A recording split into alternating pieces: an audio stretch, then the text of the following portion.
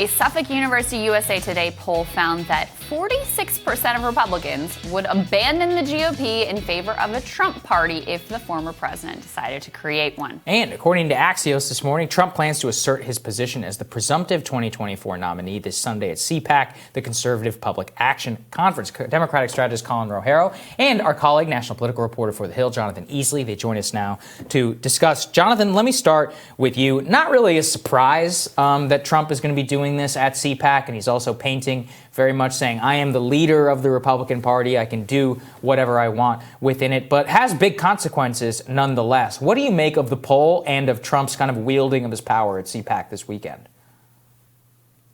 Yeah, well, I mean, the poll is surprising in some regards, but in others it's really not. I mean, we know that this is Trump's party and that the grassroots base especially is still very loyal to him. It's a policy thing. It's also a personality thing in a lot of ways. A lot of Republicans feel like he's the only Republican that's fighting for the positions that they want. The backdrop of this is obviously the feud with Mitch McConnell, and there's a lot of questions about how this is going to play out heading into the midterms. McConnell obviously wants to avoid some of the far-right candidates that some of these primaries could attract, some of the more quote-unquote Trumpian candidates that you might see getting into some of these races, which I think was why he did give that floor speech, sort of cutting Trump loose. But, I mean, McConnell has a lot of power in Washington, but outside of Washington, this is absolutely Trump's party. And, I mean, that's a startling poll. I mean, I don't think Trump is going to start a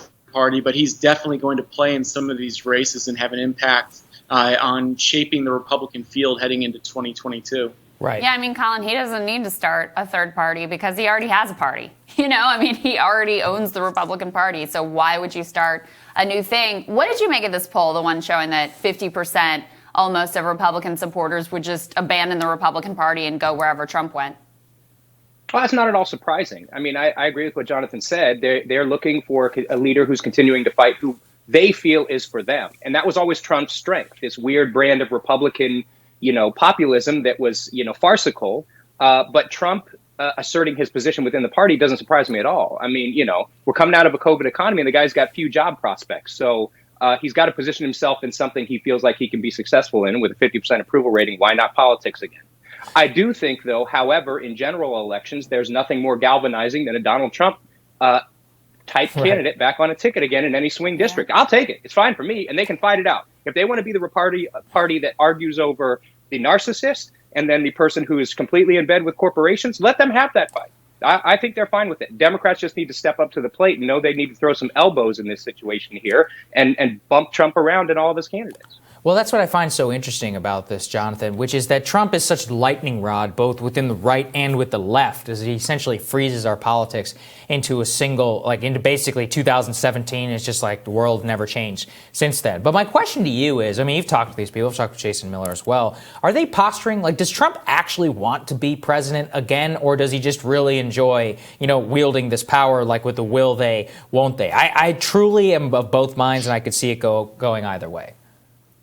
Yeah, I mean, I'm with you. I mean, we don't know at this point how much is bluster and how much is going to be a real coordinated effort to recruit actual primary challengers or actual strong general election candidates. We know Trump moves from target to target very quickly. Something else could get his interest in no time at all. He might move on from politics entirely. Who knows? What we do know right now is that this battle between him and McConnell is very fresh. And Trump is taking it, I mean, he's angry, he's taking it very seriously. And at the moment, they're talking big about putting up candidates to challenge Democrats, putting up candidates to run in open seats, and looking for primary challengers for Republicans that were not extremely loyal. I mean, there is a possibility that we've seen sort of the people who speak for McConnell publicly sort of backing off a little bit, not leaning into some of the attacks that McConnell launched the day that Trump was acquitted. So maybe the feud sort of dissipates. I think McConnell world would like to see that, but at the moment it's still quite hot, and they're talking big about recruiting candidates. Mm-hmm. And Colin, do you see this CPAC appearance by Trump as kind of the opening of a new phase? Because he's relatively quiet after he left office, when the impeachment trial was going on, we didn't hear a lot from him. Partly that was because he doesn't have his Twitter account anymore.